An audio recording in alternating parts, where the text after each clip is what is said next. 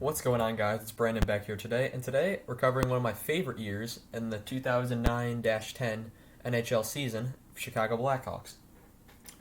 This team was incredible in the way that they ended a drought that of 49 years without a championship, which at the league at that time was a record. Well, it wasn't the record, but it was the longest drought among teams. Since then, it's been passed by Toronto, who does have the record. Anyone who's a Toronto fan, I love making fun of it, so sorry. Um, anyway, this team, great team. Had the depth, it had the star power, it had the size, it had offense, it had defense, and although not namely, it had goaltending that showed up at the right time. We'll get to that. So their record was 52, 22, and 8, 112 points. Phenomenal record. They were first in the Central, which is the first of this series. They were second in the West, only behind San Jose. And they were third in the league, only behind Washington, who won the President's Trophy, and San Jose, who they lost out to the Western Conference champion of the regular season by 1 point. Their coach was Joel Quenneville, coached all their games, does for a long time now. Captain was Jonathan Toews, still is today. For their goals for, they were third with 271, and their goals against, they were fifth with 209. This is really bothering me. Let me fix this. Okay. Anyway, my apologies. In the playoffs, impressive. They beat Nashville in 6. However, this series was horrible to watch at the start. Nashville trouses them, destroys them in game 1. Barry Trotz was coach.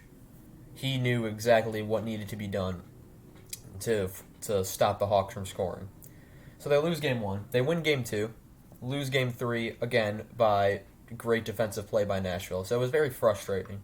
And then game 4 happened, and you can credit that Niemi. Niemi is the reason Chicago won game 4. Game 5 is the memorable Marian Hossa gets the 5-minute major, and then Kane scores with 13 seconds left, goes to overtime, kills off the penalty. Hossa goes right to the front of the net and scores on Rene. One of my favorite moments as a fan. I was 5 and jumping up and down literally like a little kid as I was. In Game 6, they finish things off in Nashville. In the second round, they play Vancouver for the second year in a row. They beat them previously in 6 in 2009. 2010, they do it again. They beat them in 6, only this time they have home advantage. But unlike last time, they lose Game 1 at home, wins Games 2, 3, and 4, loses Game 5, and wins Game 6 in a dominating effort. Luongo got a lot of flack. It wasn't Luongo's fault. That team, they had the Sedins and they had Luongo. Other than that, Burrows was good. Kessler was good. They didn't really, and they also had Edler. They had great goaltending, Luongo and Schneider, but they just didn't have any real way to stop Chicago. It's also where the Dustin Byfuglien, hero of the playoffs, came out. Did not miss a game where he didn't score a goal for very many games after that, as he was put on the forward line to get in front of Luongo, and phenomenal job by him. Then they went to San Jose, and they beat them in 4 straight, which blew, I'm pretty sure, a lot of people away. I think many people thought it was going to be a close series, maybe going 6-7 games, as they were the top 2 seeds in the Western Conference. It was just a destruction of Chicago. Game 1, and Antti Niemi absolutely stole that one. I was in Mexico for games 1 and 2, so I was watching them at the bars down there. Yes, I was 5 and in a bar. We're not going to talk about that. And I got to see games 1 and 2. They won both. Game 1, it was Niemi. Game 2, Dave Bolin, the hero of that one. Frustrating Joe Thornton, Patrick Marleau, Danny Heatley. The top 3 guys there that just destroyed them. Then in Game 3, they win in overtime after a back and forth game. Very, very entertaining game. Game 4, Keith loses 7 teeth. They go down 2-0, fight their way back. They win 4-2. They go to the final for the first time since 1992. In the final, they play the Cinderella Philadelphia Flyers, who, on their way here, beat the second-seeded Devils, beat the sixth-seeded Bruins, who had a 3-0 lead on them, and then had a 3-0 lead in Game 7, in which they blew both. So that was wow. At the time, the only third time in history that someone had came back from 3-0 down. And then they beat the 8th seeded Montreal Canadiens in the final, who were on their own run. So in the West, it was 1-2 in the conference final. In the East, it was 7-8. Funny how that works.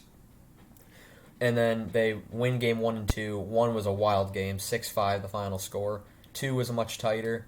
Game 3, they lose in overtime. Game 4, Philadelphia just owned that one until the third period, the last 5 minutes of the third, when Chicago almost pulled off an incredible comeback. Game 5, Chicago destroyed. Game 6, winning in overtime. And I think me and my dad were two of the only people that ever saw that puck go in the net. To this day, am mesmerizing me how not many people saw that puck go in the net. Phenomenal team, this one. They faced a ton of adversity. And all these series, Nashville, they go down 1-0 in 2 games to 1. Vancouver, they go down 1-0. And they're down early in game 2. They fight back and win that game. San Jose, they surrender the first goal, don't lose anything after that. Philadelphia, they score the first goal of the final. After that, though that was close, they didn't have the strength to contain Chicago. This was an offensive team.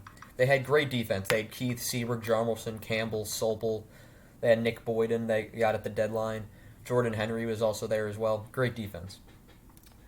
In goal, however, Antti Niemi and Cristobal Huet. Niemi played less games during the regular season, yet he's the starter for all 16 games of the playoffs, and he was the only goalie that played those 16 games of the playoffs. Huet played more games, same amount of wins as Niemi. Also had more losses. And then we get down to leading scorer during the regular season. Patrick Kane, 88 points, number 88 points. I've always found that funny. Their best goalie, Antti Niemi, as I said, 26-7-4 with a .912 save percentage, and I'm pretty sure this was his rookie season as well. The unfortunate part about this team is the breakup.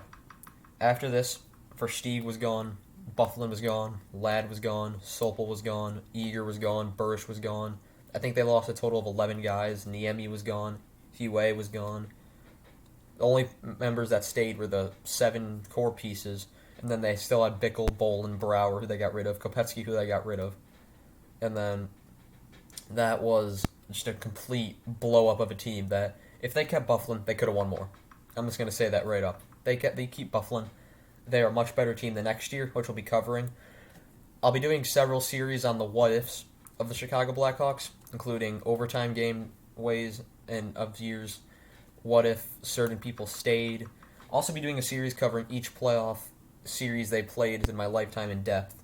So I'll be going through each one of these 4 series in depth, plus every single one they've had as well. But first, I'm going to finish this series, as I need to get through another 11 seasons after this one. Or no, 10. Yeah, 10.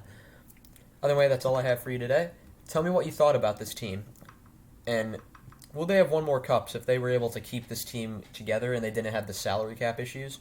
Would they have won 2 in a row? Would they have won another one? Would this team be in a completely different place as it is now? Leave your thoughts down below. Have a good day.